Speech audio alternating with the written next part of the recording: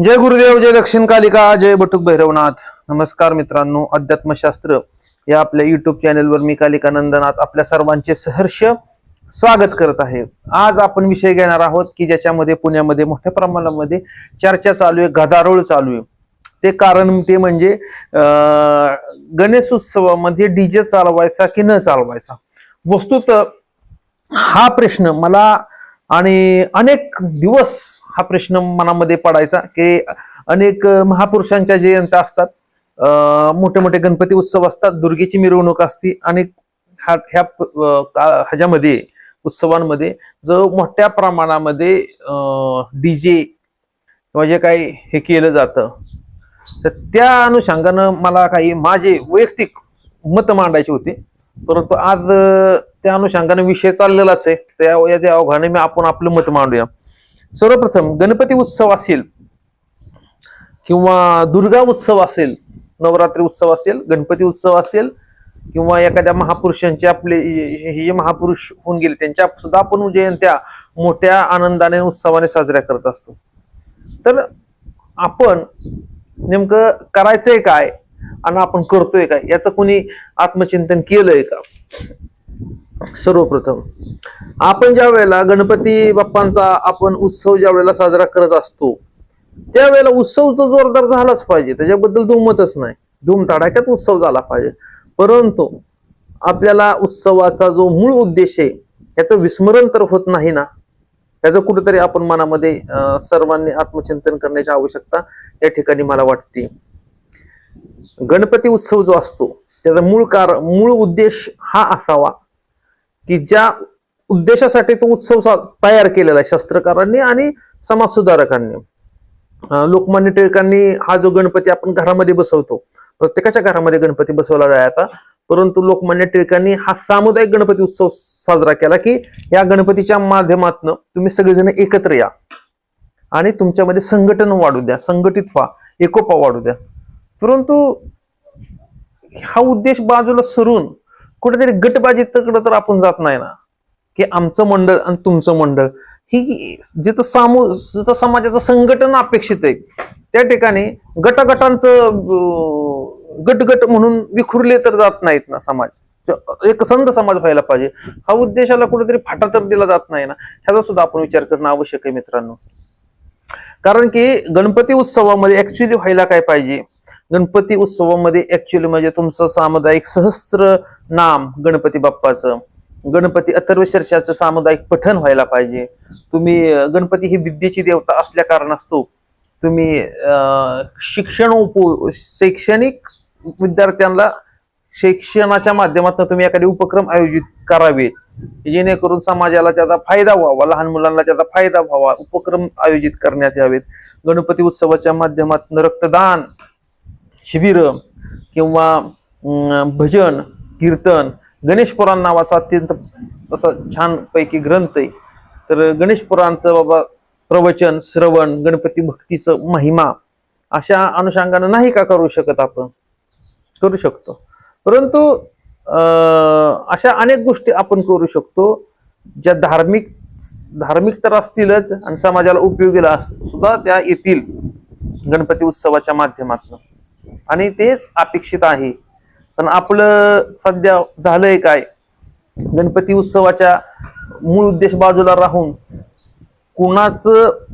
कुणाच्या मंडळाने मोठा डीजे बोलवला, कुणाच्या मंडळाने जास्त विद्युत रोषणाई केली, कुणाच्या मंडळाने जास्त मोठा मंडप घातला, कुणाच्या मंडळाने जास्त मोठी गणपतीची मूर्ती घेतली. ह्याच्याकडे समाज आणि हे फोकस सगळ्यांचा म्हणजे मूळ उद्देश बाजूला सोडून हेच झालंय, वाढलंय असं आपल्याला पाहण्यात येत असतं.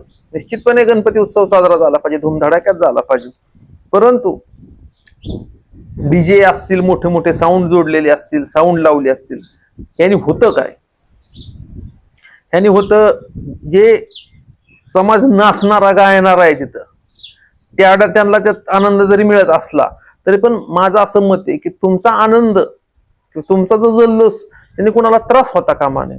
आता तुम्ही विचार करा, जे मोठे मोठे साऊंड लावले, ज्यांच्या घरात तहानी बाळ असतात, लहान लहान नवजात बालकं ज्याला मला आलेली असते, त्या बालकांना भयंकर त्रास होतो ह्या तुमच्या ध्वनी प्रदूषणाचा, आणि ती रडायला लागतात. ते थांबत नाहीत रडायला लागल्यानंतर, अत्यंत त्रास होतो त्यांना. जे वृद्ध आहेत, जे मरायच्या स्टेपला आल्यात, ज्यांना नीट म्हणजे अत्यंत वृद्ध झालेले आहेत, त्यांना तर भयंकर त्रास होतो ह्या गोष्टीचा, ध्वनी प्रदूषणाचा. हार्टवर त्यांच्या प्रेशर येतं, दबाव येतो या गोष्टींचा. हे पण आहे. अजून शाळेतली जी मुलं असतात त्यांच्या अभ्यासावर सुद्धा परिणाम होतो, आणि गुंगाट होतोय, फार दणदणाट होतोय नुसता. तर मित्रांनो, तुम्ही मला सांगा, असं आमचं म्हणणं नाही किंवा असं मला म्हणायचं नाही की गणपतीची जी मिरवणूक निघली पाहिजे हे मुकाट्याने तुम्ही काढा, अजिबात मुकाट्याने काढू नका. परंतु तुम्ही जी काही वाद्य लावणार आहे त्याची कमीत कमी त्याला थोडीफार मर्यादा असावी, की जेणेकरून त्याला कोणाच्या आरोग्य आणि ह्याच्यावर त्याचा विपरीत परिणाम होता कामा नये. आणि सगळ्यात बेस्ट जी मूळ परंपरा आहे, सगळ्यात बेस्ट, पूर्वी ग्रामीण भागामध्ये ढोल लिझिम डाव असायचा. धनगरांच्या मध्ये सुद्धा बघा पाऊंड असतो, नाही का, गज काही पाऊंड असतो.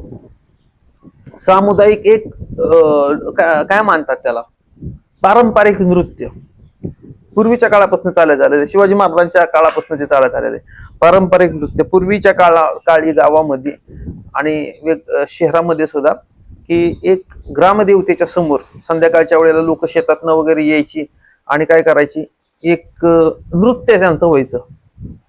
आठवड्यातनं 2 आठवड्यातनं किंवा काही गावामध्ये रोज व्हायचं. संध्याकाळी आरती झाली ही 1-2 डाव ती खेळायची डाव खेळायचे, म्हणजे ती लिजमीचा गजाचा पाऊंड व्हायचा त्यांचा, ते नृत्य व्हायचे. त्याच्या माध्यमातून त्यांचा व्यायाम पण व्हायचा आणि त्यांचं सामाजिक एकोपा पण राहायचा. ही तुम्ही सहसा कुठेतरी गणेश मंडळाच्या जे काही आहेत नेते, त्यांनी ह्या गोष्टीचा सकारात्मक विचार करावा, निगेटिव्ह विचार नाही केला पाहिजे. सकारात्मक विचार करावा, की तुम्ही पारंपरिक त्याला जोड द्या. ढोल पथक आहेत, आता त्या दिवशी मी पुण्यामध्ये गेलतो, त्यांचं बघितलं ढोल पथक. पण ते जे ढोल पथक आहे, मोठे मोठे ढोल आणि एकच चाल, ते तसं नाही. नुसतं पाहिले 50 ढोल कामाचे नाहीत. ढोल 1 किंवा 2 पाहिजेत, आणि त्याच्या ढोलाच्या चालीव नसणारी जनता जास्त पाहिजे, आणि त्या सगळ्या लोकांचा त्यातनं व्यायाम झाला पाहिजे.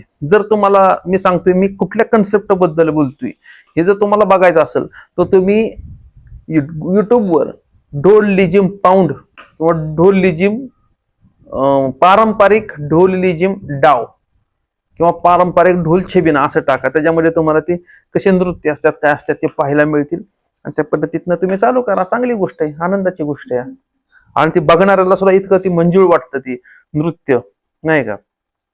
पहिली गोष्ट, बघणाऱ्याला ते मंजूळ वाटतं, दिसायला एकदम छान दिसतं ते. त्यातनं ध्वनी प्रदूषण पहिली गोष्ट होत नाही. ढोल मीडियम साईजचा असतो, जो भैरवनाथाच्या छबिन्यामध्ये वापरतात.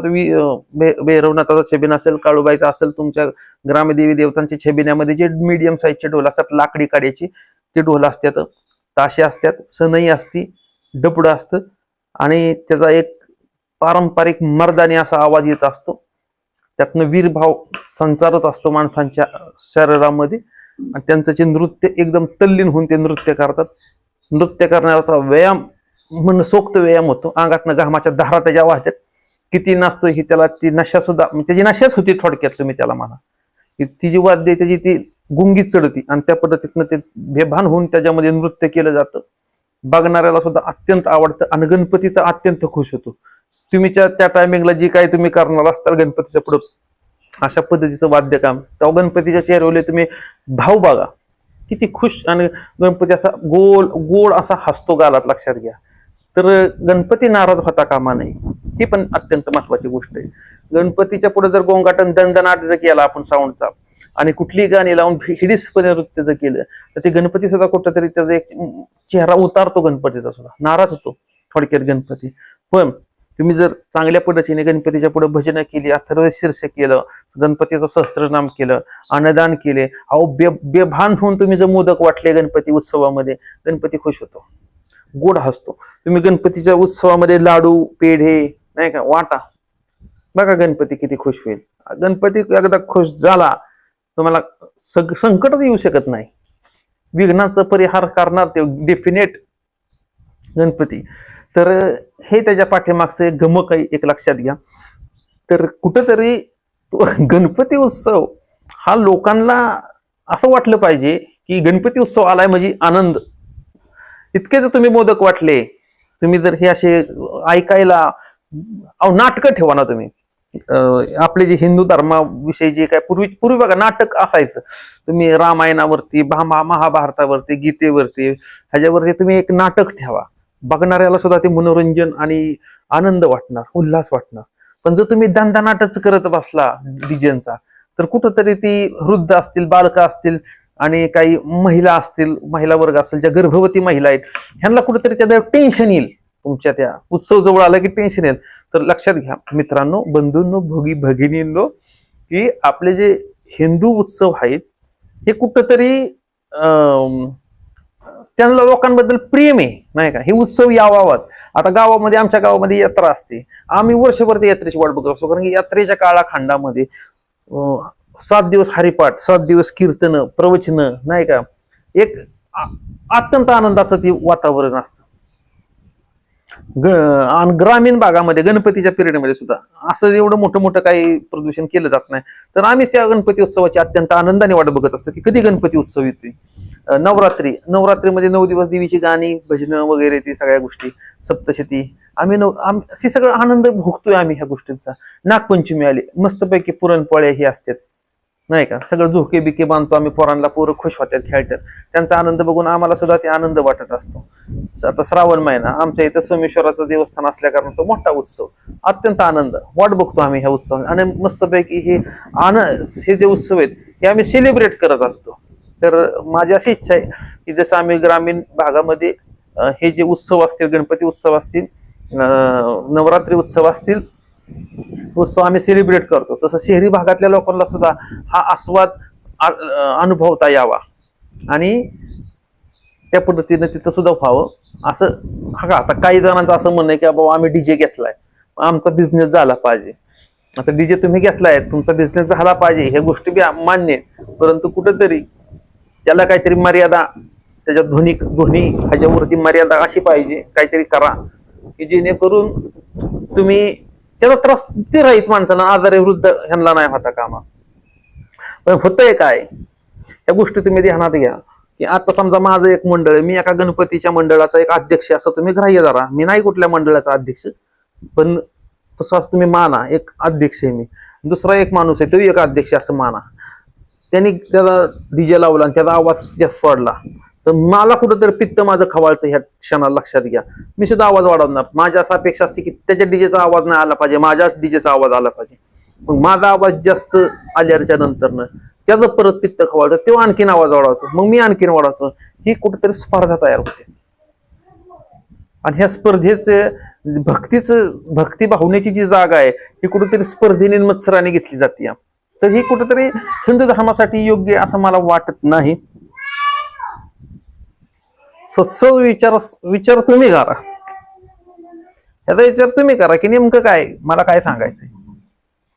धार्मिक उपक्रम घ्या तुम्ही गणपतीच्या उत्सवामध्ये, धार्मिक उपक्रम घ्या आणि गोंगाटाची जागा कुठेतरी भक्ती पावण्याने, नामस्मरणाने, अथर्व शीर्षाने, गणपती सहस्त्रनामने, मोदक, लाडू, प्रसाद, भंडारे ह्यांनी घ्यावी. लहान लहान पोरं खुश होणार, ती पण गणपतीचं रूपच आहे. त्यांना मोदक, पेढे, लाडू दिले तर ते अत्यंत खुश होतात. तुम्ही असं हे करा, अन्नदान, जोरात हवन करा, मस्तपैकी दमदार करा ना, जल्लोष गणपतीचा, वेदो मंत्र घुमघुमू द्या ना चांगले दणक्यात, कुठंतरी ते चांगलं आहे. पण हे डीजे ते नाचायचं, ते नाचणं बी चांगलं आहे, पण ते भयानक बिभत्स काहीतरी ते नृत्य कामाचं नाही. नृत्य कसं पाहिजे, ग्रामीण भागामध्ये ढोल ताशा यात्रेच्या टायमिंगला जे लावला जातो, पाऊंड ढोलाचा डाव, त्याच्याकडे जे नृत्य होतं बघायला कसं वाटतं, ते छान वाटतं. आणि कुठंतरी तुम्ही ह्या माध्यमातून एक लक्षात घ्या महत्वाचा संदेश की लुप्त होत चाललेल्या ज्या पारंपरिक ज्या आपल्या जे नृत्य परंपरा आहेत, नाही का, नृत्य कला आहेत ज्या पारंपरिक, ज्या लय होत चालल्या, ज्या थोडीशीच माणसं अशी राहिला की तुम्हाला हे शिकू शकतील पारंपरिक नृत्य, ते कुठंतरी चालू टिकल तुमच्या माध्यमातून. जर तुम्ही जर सकारात्मक विचार घेतला आणि तुमचं धारणा त्या विचारा ह्याच्याकडे वळवली तुम्ही, किंवा आपल्याला हे असं भयानक नाही करायचं, आता इथनं पुढे आपल्याला ऐकायला आणि बघायला मंजूळ वाटेल अशा पद्धतीने आपण करू, तर कुठेतरी ते पारंपरिक लोककला त्या टिकतील.